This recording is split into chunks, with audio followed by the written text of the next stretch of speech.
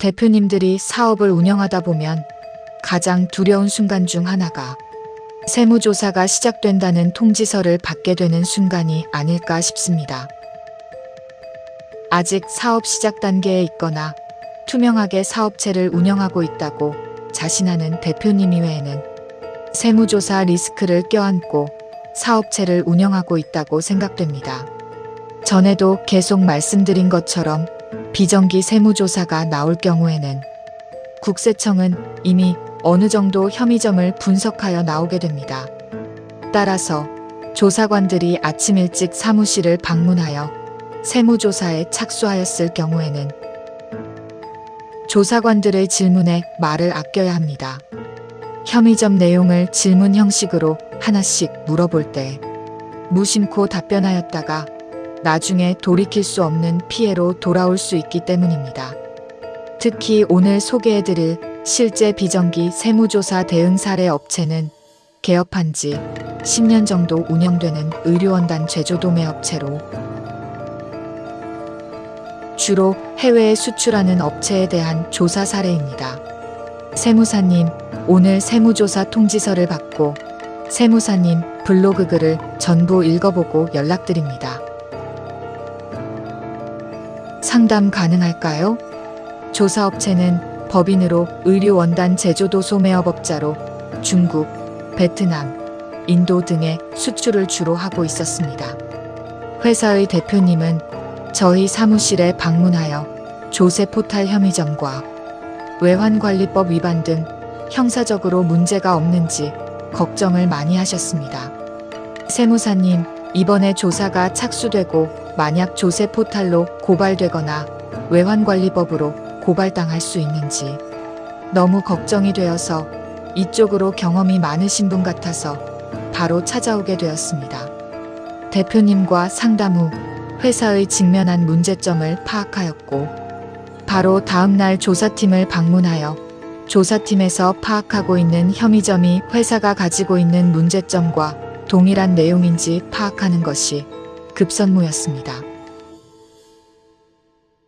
조사팀을 방문하여 조사업체는 21년부터 23년 기간 동안 영세율 매출 허위 신고 28억 원, 대표자 재산 취득자금 불분명 16억 원, 증빙 없는 제조원가 허위 계상 혐의 24억 원 총 68억 원을 탈루한 혐의로 조사에 선정되었습니다. 그럼 이하에서는 탈루 혐의 금액 68억 원을 8억 원으로 걷어낸 전문적인 소명 과정을 가지고 말씀드려 보겠습니다. 조사팀은 국세청 전산망에 수록된 내용과 거래처의 구매 확인서, 불일치 근거로 28억 원의 수입 금액 누락을 확정시키려고 했습니다. 현직 시절 근무 경험을 토대로 국세청 전산망에 수록된 내용 중에 수정신고분이 중복되어 있어 불일치한다는 사실을 소명하여 수입 금액 누락 혐의 없음으로 종결 처리되었습니다.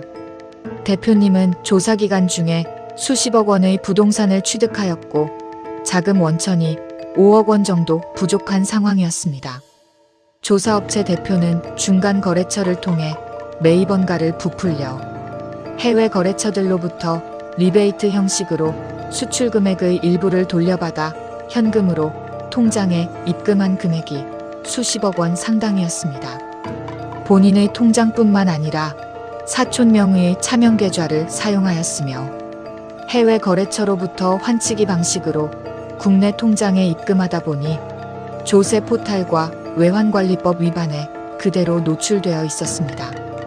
이러한 노출을 피하기 위해 원단 제품의 일부를 국내 업체에 증빙 없이 팔고 현금으로 받아 신고 누락한 것으로 소명하여 조세 포탈과 외환관리법 위반에서 피할 수 있었고 일부는 개인 간의 차용과 상환 거래임을 이용하기도 하였습니다.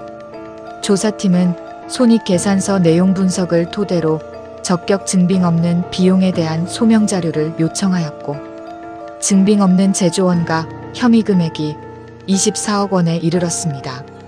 제조도 소매업자에게 가장 쉽게 유혹에 빠지는 부분이 원가 부풀리기입니다.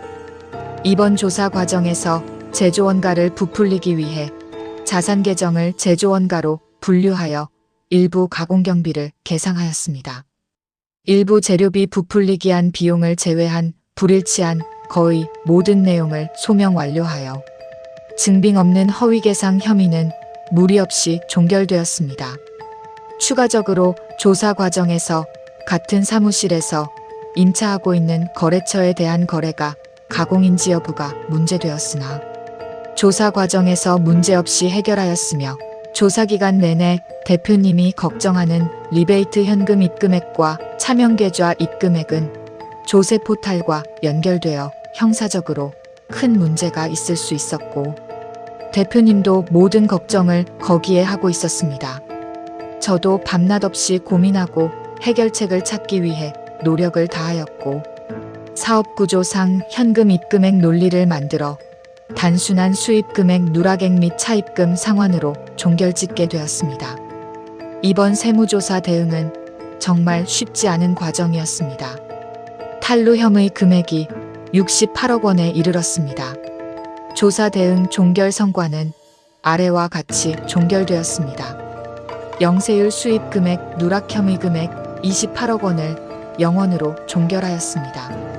재산 취득자금 불분명 현금 입금액 16억 원을 단순 수입 금액 누락 5억 원으로 종결하였습니다. 증빙 없는 허위 가공원가 계상 혐의 24억 원을 계정 분류를 통한 가공경비 3억 원으로 종결하였습니다. 이번 세무조사는 기업의 생산은 물론이고 대표님의 운명이 걸린 중요한 세무조사였습니다. 이번 조사로 사업체는 물론이고 앞으로 대표님이 감당해야 할 수많은 난관이 명약관화해 보였습니다. 하지만 저희 국세청 세무조사 경험과 노하우를 바탕으로 모든 역량을 집중하여 해결하고자 하였고 좋은 결과를 이끌어낼 수 있어서 정말 뿌듯한 조사가 아닌가 싶습니다. 세무조사 대응은 정말 여러 가지가 복합적으로 결합되었을 경우 좋은 결과로 이어지는 것 같습니다.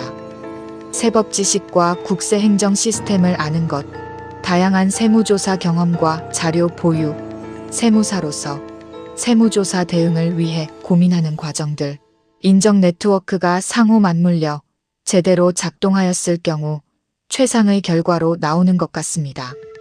더 자세한 내용은 국세청 조사국 출신 이봉열 세무사 블로그에 방문하시면 자세하게 설명되어 있습니다.